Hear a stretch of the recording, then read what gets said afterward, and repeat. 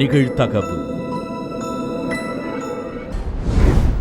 கிராமப்புற நூலகத்தில் அமர்ந்து போட்டித் தேர்வுக்கு படித்துக் கொண்டிருந்த இளைஞர் கையில் வண்ணப்பொடி பாக்கெட்டுகளுடன் நூலகத்திற்குள் நுழைந்த கும்பல் தன் மீது வண்ணப்பொடி வீச முயன்றவர்களை தடுத்து நிறுத்திய இளைஞர் அடுத்த சில நிமிடங்களில் அரங்கேறிய பயங்கரம்.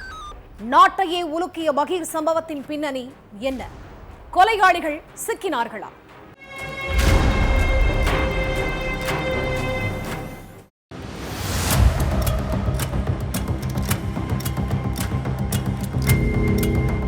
சின்ன கிராமத்தில் பிறந்திருந்தாலும் எப்படியாவது கஷ்டப்பட்டு படித்து அரசாங்க வேலைக்கு போயிடணும் அப்படிங்கிற வெறியோட போட்டித் தேர்வுக்கு தயாராகிட்டு இருந்திருக்காரு 25 வயசான ஹன்ஸ்ராஜ்.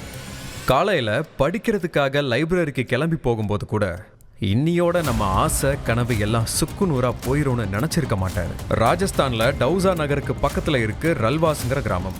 இந்த கிராமத்தை சேர்ந்தவர் தான் ஹன்ஸ்ராஜ். பட்டப்படிப்பு படிச்சிருக்கிற ஹன்ஸ்ராஜுக்கு கவர்மெண்ட் வேலைக்கு போகணுங்கிறது தான் வாழ்நாள் லட்சியமா இருந்திருக்கு. காலேஜ் முடிச்ச மறுநாள்ல இருந்தே அரசு போட்டித் தேர்வுக்கு தயாராகிட்டு இருந்திருக்காரு. கூலி வேலை பார்க்குற குடும்பங்கிற பேரை மாற்றி அரசாங்க அதிகாரியோட குடும்பம்னு 4 பேர் சொல்லணும், தன்னோட குடும்பத்தோட அடையாளத்தை மாற்றணுங்கிற வெறி இதெல்லாம் ஹன்ஸ்ராஜோட ரத்தத்திலேயே ஊறி போயிருந்திருக்கு. ஏழ்மையான குடும்பத்தை சேர்ந்தவருங்கிறதுனால பெரிய அகாடமியில் சேர்ந்து படிக்கிற வாய்ப்பெல்லாம் இவருக்கு கிடைக்கல.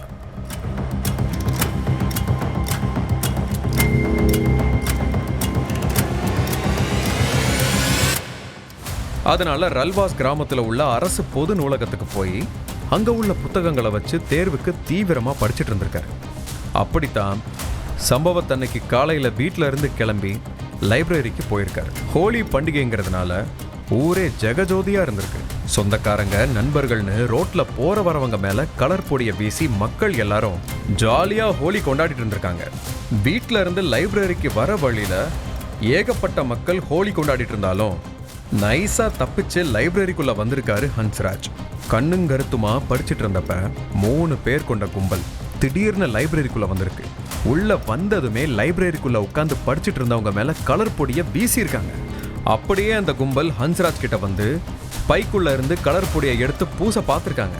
உடனே சுதாரிச்சுக்கிட்ட ஹன்ஸ்ராஜ் அவங்க 3 பேரையும் தடுத்து நிறுத்தி என் மேல கலர் பொடியை பூசாதீங்கன்னா எனக்கு பிடிக்காதுன்னு சொல்லியிருக்காரு. உடனே அவங்க எங்களையே தடுக்கிறியா? ஹோலி பண்டிகைக்கு கலர் பொடி பூசலனா எப்படி?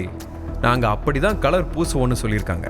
3 பேரும் சேர்ந்து கலர் பொடியை பூச முயற்சி பண்ண ஹன்ஸ்ராஜ் அதை தடுக்கன்னு 2 தரப்புக்கும் இடையில மல்லுக்கட்டு நடந்திருக்கு. குண்டூசி விழுந்தா கூட சத்தம் கேட்கிற அளவுக்கு அமைதியா இருந்த லைப்ரரியில காது கிள்ளிகிற அளவுக்கு சத்தம் போட்டு அந்த கும்பல் ஹன்ஸ்ராஜை சரமாரியா தாக்கியிருக்காங்க. ஒருத்தன் ஹன்ஸ்ராஜை அடிக்க இன்னொருத்தன் இடுப்புல இருந்து பெல்ட்டை கழட்டி அதை வச்சு கண்மூடித்தனமா அடிச்சிருக்கான். இது போதாதுன்னு கூட இருந்த இன்னொருத்தன் ஹன்ஸ்ராஜை பிடிச்சு கீழே தள்ளி அவரோட நெஞ்சு மேலேயே ஓங்கி மிதிச்சிருக்கான். அதுக்கப்புறம் ஹன்ஸ்ராஜ் நெஞ்சு மேலே ஏறி உட்கார்ந்து அவரோட கழுத்தை நெரிச்சிருக்கான். இதுல அந்த இடத்துலயே ஹன்ஸ்ராஜ் துடிச்சு உயிரிழந்துட்டார்.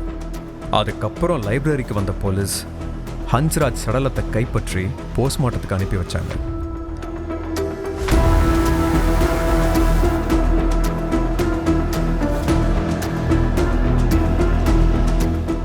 விஷயம் தெரிஞ்சு ஹன்ஸ்ராஜோட உறவினர்கள் நண்பர்கள்னு மொத்த ஊர் மக்களும் ஹாஸ்பிட்டல் முன்னாடி திரண்டு சாலை மறியல் போராட்டத்தில் ஈடுபட்டாங்க.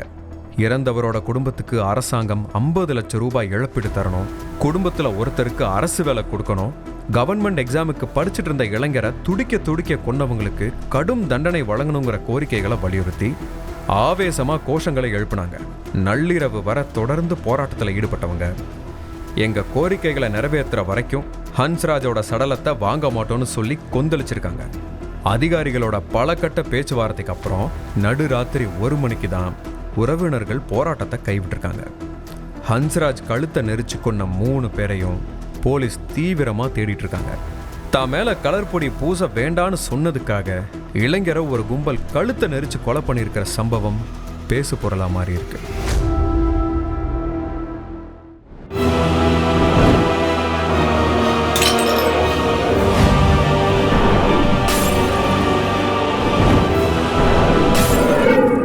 நிகழ்தகவு.